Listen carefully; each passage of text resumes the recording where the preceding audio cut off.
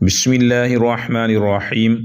अल्लाहुम्मा सल्लि अला सय्यिदिना व मौलाना मुहम्मद व अला आलि सय्यिदिना व मौलाना मुहम्मद व बारिक वसल्लिम वसल्लु अलैहि। मुहतरम नाज़रीन व सामिईन, अस्सलामु अलैकुम व रहमतुल्लाहि व बरकातुहू। अल्लाह ताला की ज़ात से उम्मीद है तमाम अहबाब आफ़ियत से होंगे। हमारी दुआ है अल्लाह ताला सबको अपने हिफ्ज़ व अमान में रखे और अल्लाह ताला दुनिया और आखिरत की खुशियाँ नसीब फ़रमाए। मुहतरम सामिईन व नाज़रीन, दोस्त अहबाब के इसरार पर एक अमल दे रहा हूँ और ये शौक़ रखने वाले हज़रात इस अमल को करें तो इंशाअल्लाह ताला पूरा फ़ायदा हासिल होगा।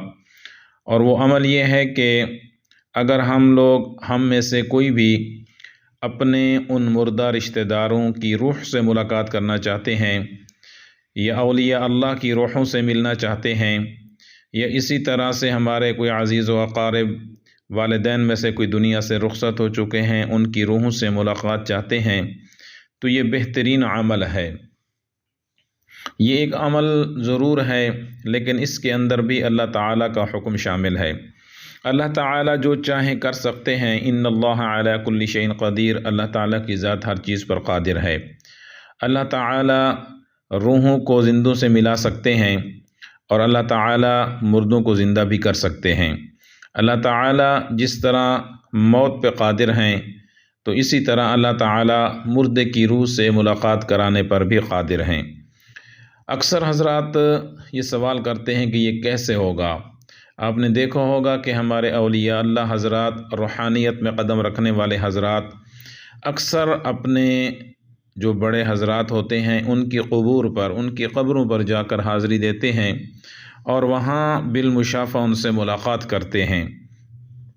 उनका एक अमल होता है कश्फ़ुल क़ुबूर का कि क़ब्र वाले से मुलाकात करना, यानी उसकी रूह से मुलाकात करना। इंसान जब दुनिया से चला जाता है तो इंसान की रूह दो जगह पे जाती है। अगर नेक बंदा है तो उसकी रूह इल्लियीन में चली जाती है और अगर बद किरदार है, गुनाहगार है तो उसकी रूह सिज्जीन में जाती है। तो बहरहाल आज का ये अमल ऐसा है कि आप इस अमल को करने के बाद आप उसकी क़ब्र पे जाके उस शख्स की रूह से मुलाकात भी कर सकते हैं और आहिस्ता आहिस्ता उस रूह को अपने घर भी बुला सकते हैं। अगर किसी को इस अमल के ऊपर शक है तो वो आज़मा के देख ले और इस अमल को करके देख ले। शर्त यह है कि इस अमल को करने के लिए थोड़ी सी मेहनत की ज़रूरत है। अब वो अमल का तरीका क्या है? सबसे पहले आपने एक ऐसे कमरे का इंतखाब करना है, एक सी जगह का जहाँ पर किसी का आना जाना ना हो। उस कमरे में 21 दिन तक सिर्फ़ आप ही रहें, आप ही वो अमल करें और कोई वहाँ पे ना जाए। और ये अमल मर्द और औरत हर कोई कर सकता है, हर किसी को इजाज़त है, आसान अमल है। उस अमल का तरीका ये होगा कि आप बावुज़ू आधी रात यानी रात के 12 बजे के बाद आप इस अमल को शुरू करें। जिन दिनों में अमल करना है तो उन दिनों के अंदर परहेज़ भी रखना है आपने और नमाज की भी पाबंदी रखनी है। बड़ा गोश्त, अंडा, मछली वगैरह इस्तेमाल नहीं करनी। और इसी तरह से शादीशुदा हज़रात हैं तो वो मुबाशरत से भी परहेज़ करें। उसके बाद अमल का तरीक़ा ये है कि शुमाल की तरफ मुँह करके आपने ये वजीफ़ा करना है, या समदु अल्लाहुस समद, या समदु अल्लाहुस समद, या समदु अल्लाहुस समद। पहली रात में इसको आपने 3303 मरतबा पढ़ना है। 3303 मरतबा इसको पढ़ना है। तो पहले और दूसरे दिन फिर आपने 2202 मरतबा पढ़ना है और तीसरी रात आपने इसको 1101 मरतबा पढ़ना है। 3 रातें इसी तरह पढ़ने के बाद फिर इस अमल को सिर्फ़ और सिर्फ 1100 मरतबा रोज़ाना या समदु अल्लाहुस समद, या समदु अल्लाहुस समद। वक़्त की पाबंदी करनी है और जगह की पाबंदी करनी है। वक़्त और जगह की पाबंदी 21 दिन लाजिम है और पढ़ते वक़्त बावुज़ू होना चाहिए और साथ में कोई खुशबू वग़ैरह भी लगा लें। कमरे के अंदर हल्की सी लाइट जल रही हो। इसमें कोई ख़तरा नहीं, कोई नुकसान नहीं, कोई भी किसी किस्म के नुकसान का अंदेशा नहीं है।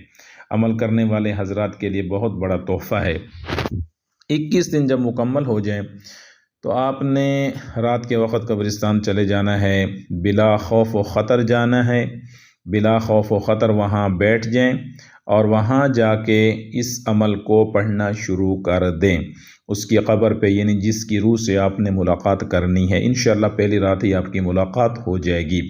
आपने या समद अल्लाहु समद पढ़ते रहना है, तो क़ब्र में से एक रोशनी ज़ाहिर होगी और कुछ वक़्त के बाद वो एक शक्ल सूरत इख्तियार कर लेगी। जब वो मुकम्मल एक शक्ल और सूरत इख्तियार कर ले, बेशक उसका चेहरा आपके सामने ना हो, तो आपने उसे अस्सलामु अलैकुम सलाम करना है। वो आपके सलाम का जवाब भी देगी। वो असल उसकी रूह होगी। आप उससे सवाल और जवाब कर सकते हैं, उससे मिल सकते हैं, मुलाकात भी कर सकते हैं। तो कुछ अरसे के बाद आप 1 हफ़्ता वहाँ पे जाके करें, 2 हफ़्ते करें, उसके बाद आप वही अमल घर में बैठ के भी कर सकते हैं। वही रूह आपको घर में भी आके मिल सकती है और मुलाकात भी कर सकती है।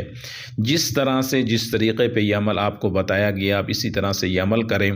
इंशाअल्लाह ताला इसमें बहुत फ़ायदा होगा। और शौकीन हज़रात जो इस चीज़ का शौक़ रखने वाले हैं, वो इस अमल को ज़रूर करें। दूसरे हज़रात इस अमल से दूर रहें और पंगा मत लें, वरना नुकसान उनको हो सकता है। जो रूहानियत की लाइन में है वो भी कर सकते हैं, और वो लोग जिनको अमलियात का शौक़ है, बेशक वो आमिल नहीं हैं, रूहानियत से उनका ताल्लुक़ नहीं, अगर पहली मर्तबा भी ये अमल करना चाहते हैं तो ये अमल कर लें। इंशाअल्लाह इसका बहुत फ़ायदा होगा। बहुत अच्छा अमल है, रूहानी अमल है, नूरानी अमल है और पुरतासीर अमल है।